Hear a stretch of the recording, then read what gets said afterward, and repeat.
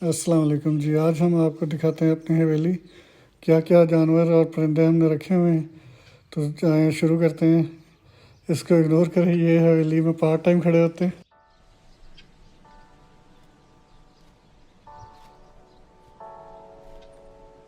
انشاءاللہ جی ہم اپنی بکریوں کا کام بھی بڑھائیں گے، ابھی تو صرف 2 رکھی ہوئی ہیں، تو ان کو مزید آگے بڑھائیں گے، اس کام کو لے کے چلیں گے آگے۔ اور یہ دیکھیں چھوٹے چھوٹے جانور، بچے بھی کھڑے ہوئے ہیں۔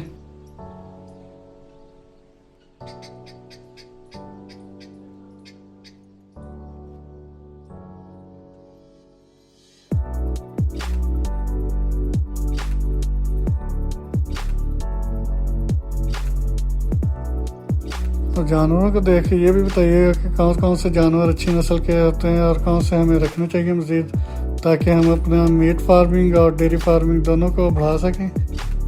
تو لازمی بتائیے گا کمنٹس میں ہم اپنے اس کام کو کس طرح مزید بہترین کر سکیں۔